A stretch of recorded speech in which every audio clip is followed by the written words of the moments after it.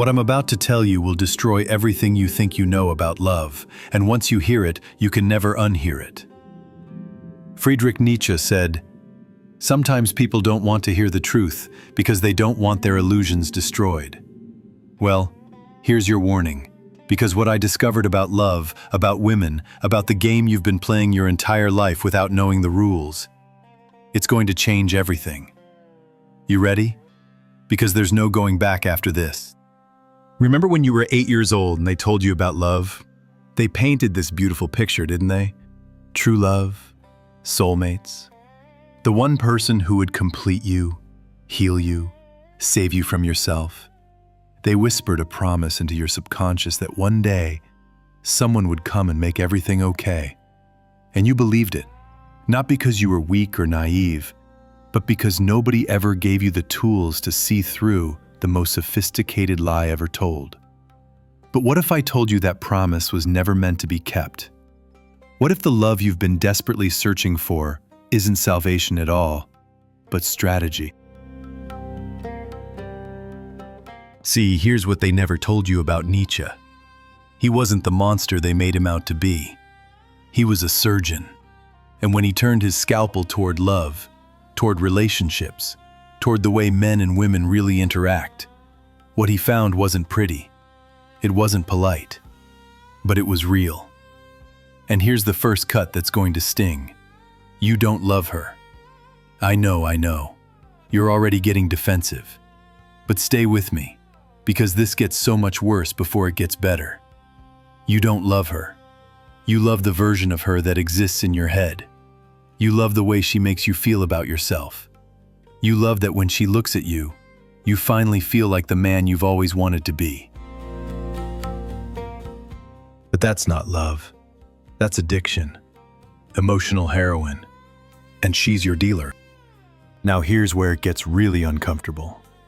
While you're lost in this romantic fantasy, believing she's some pure angel who chose you out of the goodness of her heart, she's doing something completely different. She's playing chess while you're playing checkers. Women had to master power in a world that denied them visibility. They weren't given swords, so they learned to fight with silence. They weren't offered control, so they mastered influence. And here's what you missed, what every man misses. While you're spilling your emotions everywhere and calling it vulnerability, she's scanning every word for leverage. While you're dreaming about soulmates and forever, she's calculating the cost of closeness, weighing your need against her control. Not maliciously, instinctively, because she learned long ago that the person who sees the game but doesn't speak of it wins. But wait, it gets worse. So much worse. You think her tenderness is purity? It's not. It's power, refined and rehearsed and executed with surgical precision. You think she's fragile? You think her love is unconditional?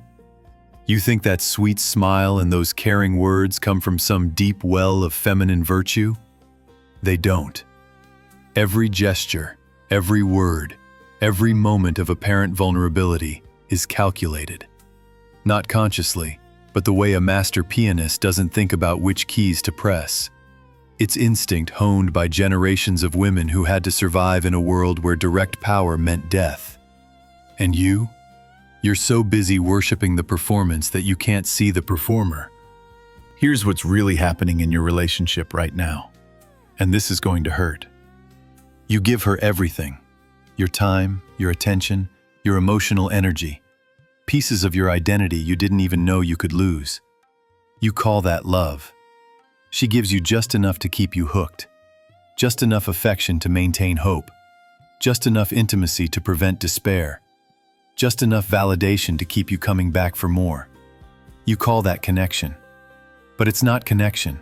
It's choreography. And the most brutal part? You're not even the audience. You're the puppet. Now you're probably thinking, this can't be true. My girl is different. What we have is real. That's exactly what every man thinks. That's exactly what she needs you to think. Because here's the rule that governs every relationship. The one who needs less controls more. And brother, you need her so much it's pathetic. You need her to validate your worth, to make you feel chosen, to save you from the terrifying prospect of facing yourself alone.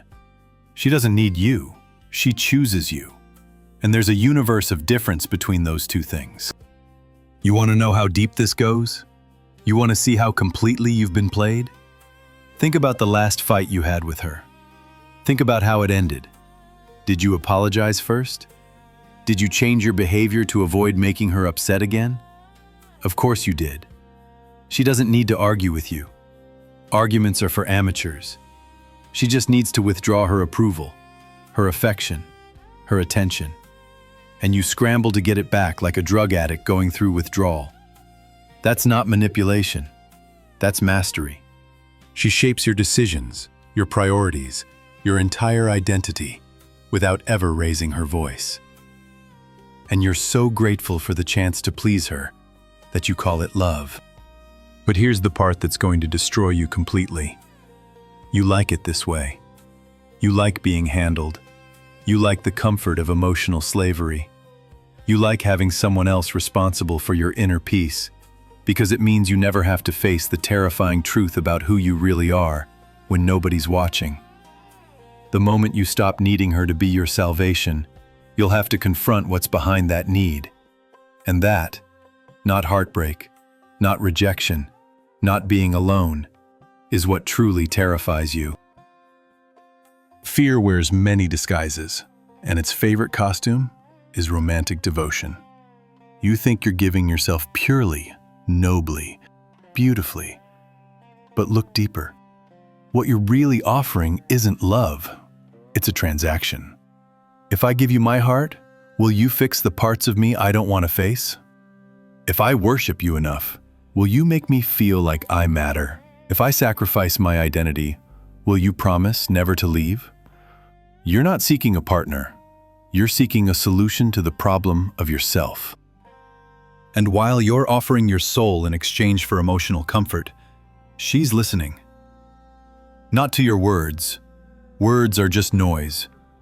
She's listening to your needs, your fears, your weaknesses. Every vulnerability you reveal becomes a map, a blueprint of your emotional pressure points, a guide to exactly where to touch to keep you under control. She learns this map quickly, not to hurt you, but to position herself in your psychological landscape, where she becomes absolutely indispensable. Nietzsche saw all of this. He understood that what we call love is really just a contest for emotional real estate. Who controls the rhythm of intimacy? Who withholds first? Who gives in last? Who needs the other more? These aren't questions of affection. They're questions of power. And in this game, you've been playing with a massive handicap. You've been playing by rules that don't exist, believing in a fairness that was never real. We built a culture where women learned to influence without appearing to lead, and men learned to submit while thinking they were conquering. She doesn't need to demand changes from you. Demands create resistance. Instead, she expresses disappointment when you displease her, and delight when you naturally become what she wants. She doesn't argue. She suggests. She doesn't command. She desires something in your presence, and like magic, you find yourself wanting to provide it. That's not manipulation. That's artistry. You call her mysterious because you don't understand her, but you don't understand her because you've never questioned your own myths about what love is supposed to be. You think love is about unity, about becoming one, about merging souls into some cosmic harmony. She knows love is about leverage, about positioning, about maintaining enough independence to never be truly vulnerable, while making you completely dependent on her approval. And when she finally pulls away, when the relationship ends, when she becomes distant, when she stops playing the role you wrote for her, it haunts you. Not because she's gone, but because your reflection left with her. Nietzsche would tell you, you never loved her. You loved the way she made you feel about yourself. She was the stage where you performed your worth. Now the stage is gone, and you're left with silence and the truth. She didn't deceive you. She simply stopped performing the fantasy you needed her to be. You didn't see her. You saw your projection, your idea of what you needed her to be. And when she stopped being your dream and started being human, complex, strategic, self-interested, real, you called her heartless. But maybe the real betrayal was yours, for loving a fantasy and expecting a real person to live inside it forever. Most men, when they finally see this truth, make one of two choices. They either become bitter and decide that all women are manipulative, that love is a lie, that they should close their hearts forever, or they go right back to sleep. They find another woman to project onto, another stage to perform on, another chance to play the same losing game. They tell themselves this time will be different, but it won't be different, because the roles haven't changed, only the actors have. And until you stop needing someone else to play the part that makes you feel whole, you'll never meet the actual person behind whatever mask they're wearing. Here's what changes everything. What if you stopped needing her to save you? What if you stopped requiring her approval to feel valuable?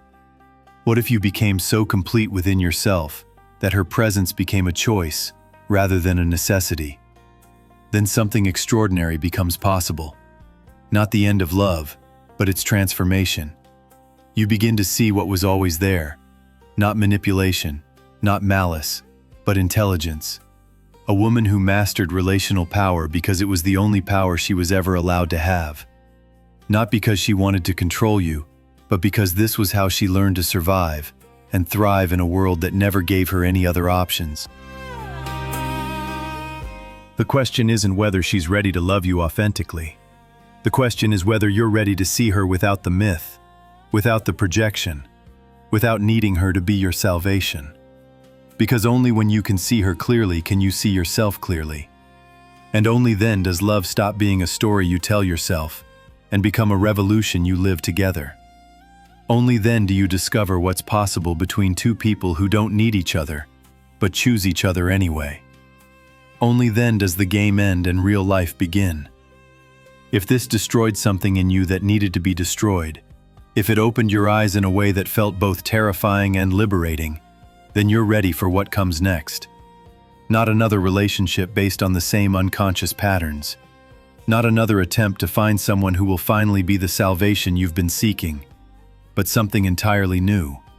Something that requires you to be whole before you enter it.